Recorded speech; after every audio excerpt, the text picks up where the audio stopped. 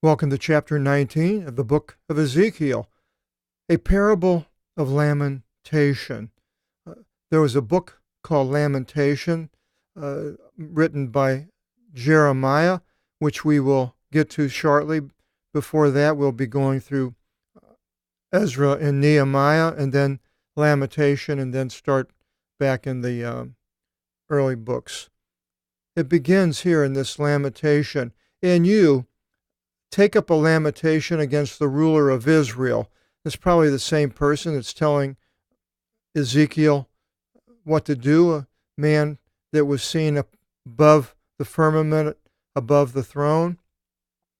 And this person is telling Ezekiel to take up a lamentation. A threnon is the Greek word. We have a threnody, is an ode of sorrow, and a psalm of sorrow. It could be a poem, more like the Book of Lamentations.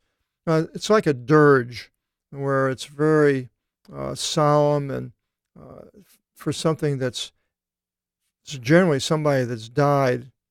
So this is what he's to take up a lamentation. It's not something that's happy or good news, but it's the opposite. It's something very sad is going to happen. Who? Against the ruler of Israel. So the king is the ruler at this time.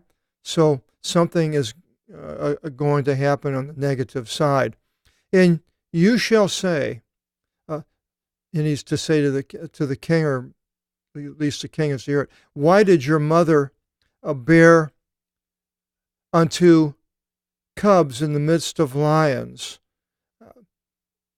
In the midst of lions she multiplied her cubs. Why were you born in the terrible time, hard time? It's sort of a parable in itself here. Well, it says a lamentation, but it's almost a parable of this lion bearing these lion cubs. I don't believe it's talking about bear cubs, but lion cubs.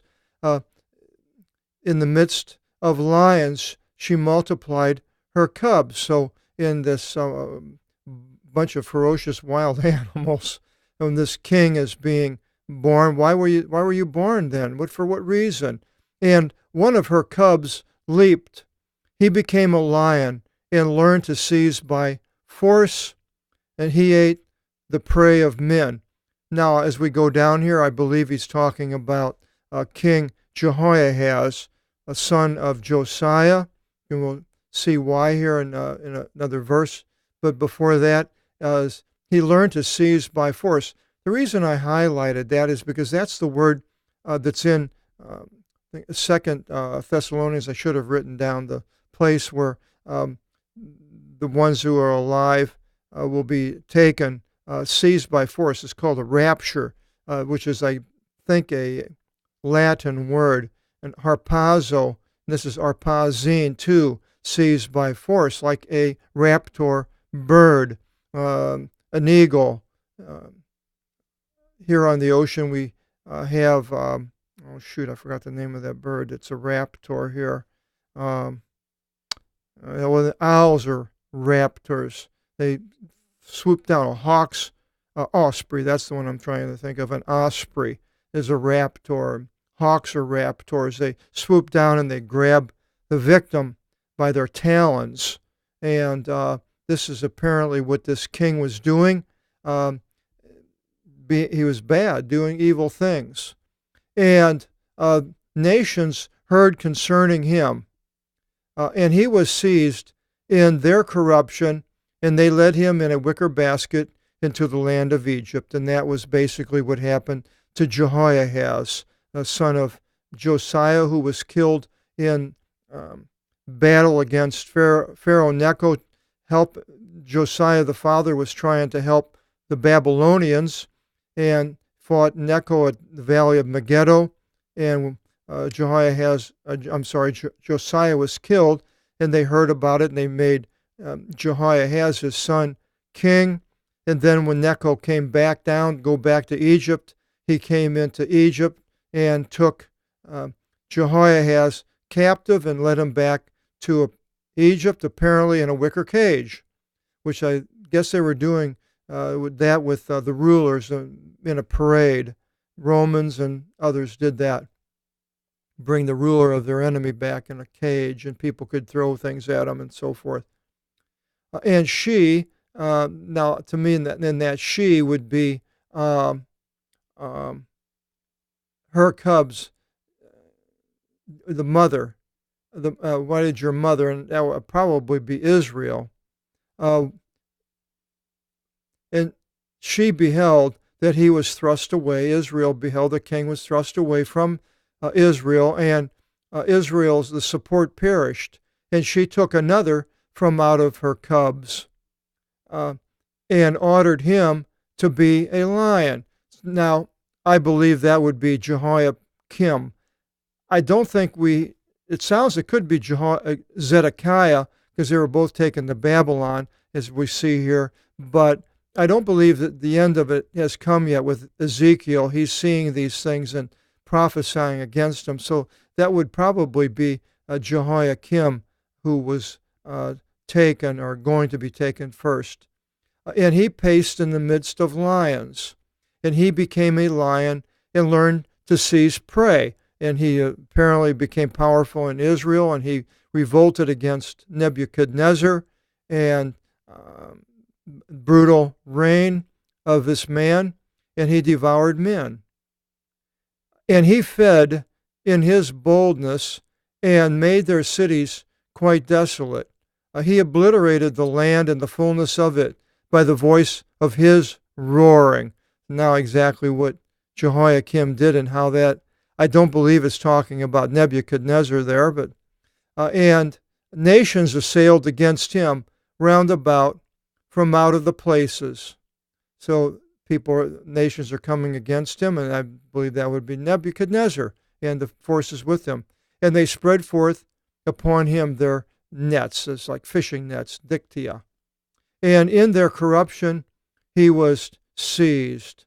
In the things that they were doing against God's nation, he was seized. And they put him in a cage as his brother, even in a wicker cage, and led him to the king of Babylon up in Deblathah, up by Carchemish.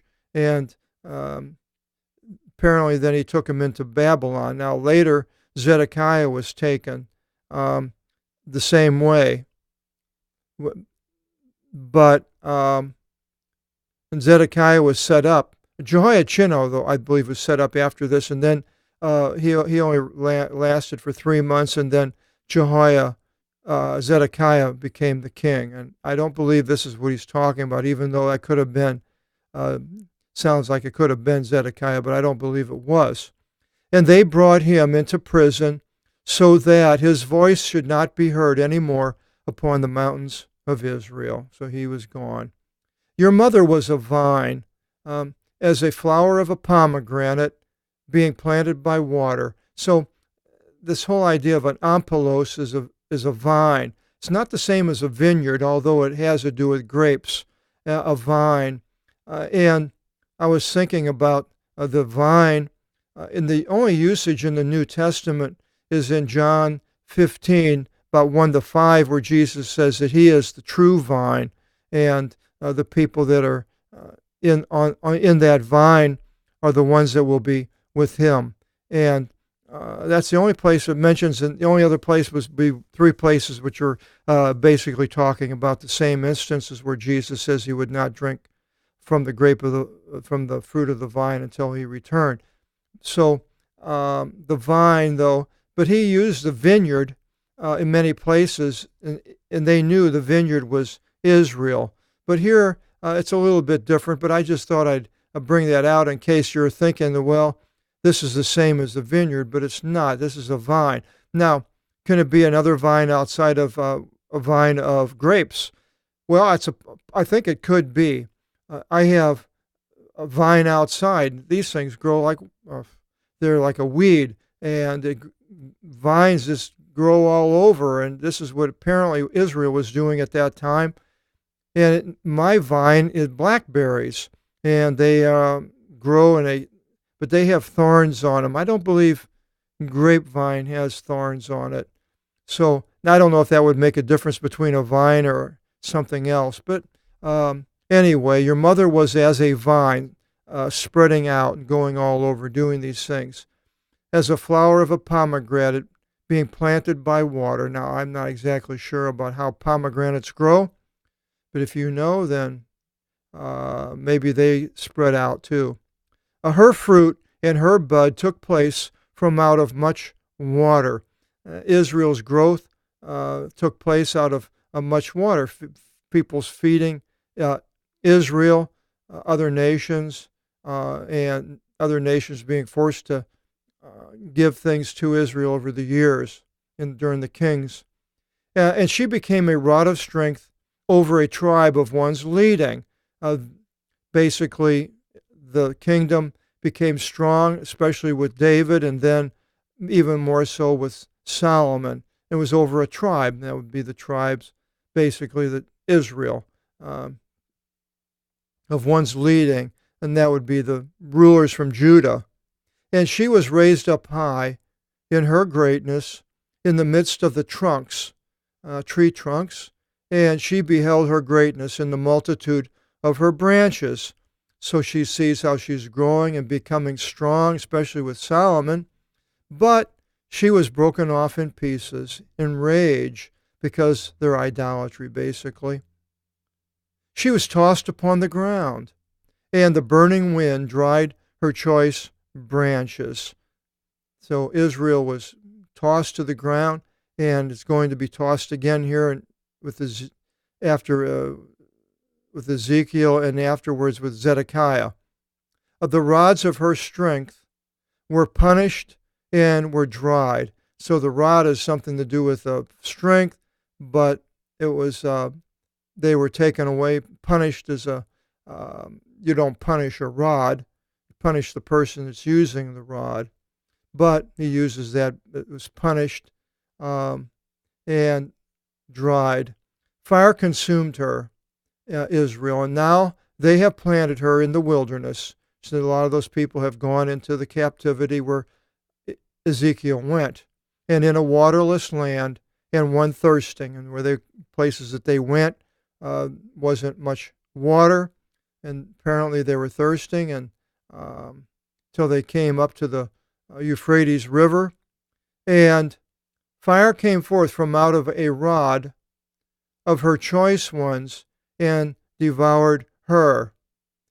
Now that could be Zedekiah here, the rod that came forth from her choice ones and devoured her, and a rod of strength was not in her, for, she is a tribe for a parable of lamentation, and will be for a lamentation. Again, then we will get into the book of Lamentations, written by Jeremiah shortly. Ezekiel speaks to the elders, and so now Ezekiel is going back and he's talking to all these elders of the house of Israel. We'll be going through that in our next video seminar in chapter 20, and I hope you'll join us then, and God bless.